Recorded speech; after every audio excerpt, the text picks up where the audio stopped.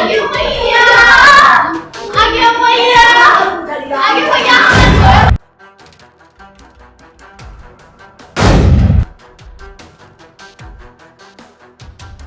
जो युवा वर्ग में अपराध की प्रवृत्ति पनप रही है, इसमें आई थिंक एक मल्टी स्टेक होल्डर्स जॉब है। इसमें परिवार की भी भूमिका है, समाज की भी भूमिका, जो कि परिवार से ही बच्चे अपराधीकरण की ओर बढ़ते हैं। शनिवार को एटीएस की समीक्षा हुई, काफी बृहद समीक्षा हुई, करीब 1.5-2 घंटे तक। एक घटना इंपॉर्टेंट है।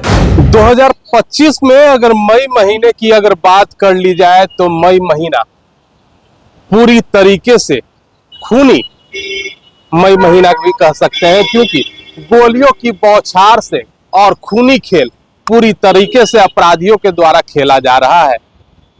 मई महीने में राजधानी की अगर बात कर ली जाए तो लगातार गोलियां राजधानी में चल रही हैं और तकरीबन 27 से 28 मामले ऐसे हैं जिसमें अपराधियों के द्वारा गोलीबारी की घटना को अंजाम दिया गया है, जिसमें कई हत्या के प्रयास भी इसमें किए गए हैं। अगर हालिया दिनों की अगर बात कर ली जाए तो 24 तारीख को राजधानी पटना के सबसे पॉश कहे जाने वाले इलाके बोरिंग रोड चौराहे से महज कुछ कदम की दूरी पर गोलियों की बौछार की जाती है, क्योंकि एक लड़की के सामने उसके प्रेमी को कुछ उल्टा सीधा बोल दिया जाता है, उससे नागवार गुजरता है। नागवार इस तरीके से उससे गुजरा कि स्कॉर्पियो में 4 युवक बैठकर आते हैं और राजधानी पटना की सड़कों पर अंधाधुंध फायरिंग करना स्टार्ट कर देते हैं। तस्वीरें आप साफ तरीके से देख रहे हैं कि लगातार सीसीटीवी कैमरा और जो आम जनता के द्वारा कैप्चर किया हुआ वीडियो है सोशल मीडिया पर लगातार वायरल होता हुआ नजर आ रहा है। इसमें तो साफ तरीके से आप देख सकते हैं किस तरीके से एक काला स्कॉर्पियो पुल पर से नीचे ऊपर जाता है और लगातार फायरिंग करते हुए, हवाई फायरिंग करते हुए पूरी तरीके से उस इलाके को दहशत के माहौल में तब्दील कर देता है। हालांकि ADG law and order Pankaj दरार की भी गाड़ी वहां से गुजर रही थी। आप तस्वीरों में पंकज दरार की गाड़ी देख सकते हैं। पंकज दरार शनिवार 24 तारीख के दिन वह एक बैठक करके मुख्यालय से आ रहे थे, जो कि मीटिंग, हाई लेवल मीटिंग थी, जिसमें डीजीपी भी सम्मिलित है।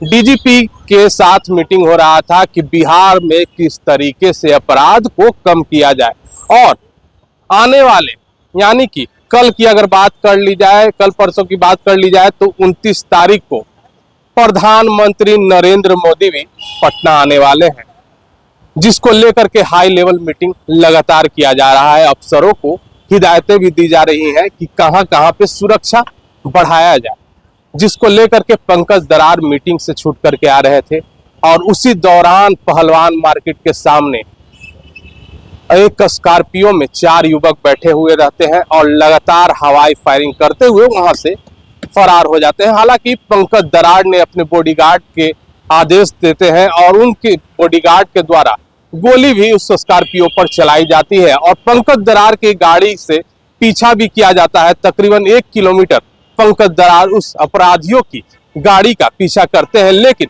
पंकज दरार की गाड़ी को चकमा देकर अपराधी लगातार फरार हो जाते हैं। हालांकि सूत्रों से मिली जानकारी के अनुसार एग्जीबिशन रोड में वह लोग जाकर के एक होटल में रुकते हैं और रुकने के पश्चात एक थार गाड़ी भी जो उनके साथ होती है वहां पे लगी हुई रहती है। हालांकि पटना पुलिस के द्वारा उस थार गाड़ी को जब्त कर लिया गया है और कई लोगों की भी पहचान कर ली गई है और कई लोग इस पर डिटेन किए गए हैं, जिससे लगातार पूछताछ की जा रही है। पटना पुलिस का खास तौर से कहना है कि अगर वह लोग सरेंडर नहीं करते हैं तो उनकी घर की कुर्की जब्ती भी की जाएगी और खिड़की दरवाजे भी कबाड़ लिए जाएंगे। और बीते दिनों की बात तो आपको सुना ही दिए हैं, 24 तारीख से लगातार इधर खून खतरा पूरे राजधानी में हो रहा है। और अगर सोमवार की बात कर ली जाए तो सोमवार को राजधानी पटना के रामकृष्ण नगर थाने में एक युवक बाइक पर 3 लोगों को सवार करके आता है और अपने ही ससुर पर गोली बरसा देता है।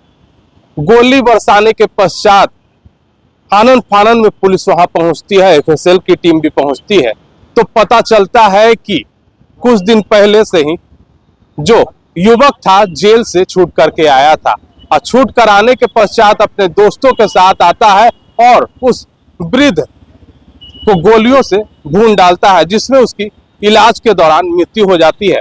अगर आज की बात कर ली जाए तो रामकृष्णा नगर थाने अंतर ही एक अहले सुबह एक युवक को सरेआम एक युवक आता है बाइक से और सरेआम उसे गोली मार करके चला जाता है। सीसीटीवी कैमरे में आप इस तस्वीर में साफ तरीके से देख सकते हैं कि आज मंगलवार का दिन है और अहले सुबह की यह घटना है। किस तरीके से एक युवक आता है और गोलियों की बौछार उस युवक पर कर करके चल जाता है।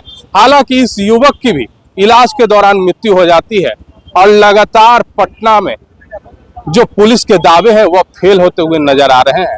और 29 तारीख को प्रधानमंत्री नरेंद्र मोदी का आगमन है, तो सुरक्षा के कैसे इंतजाम है आप साफ तरीके से देख सकते हैं।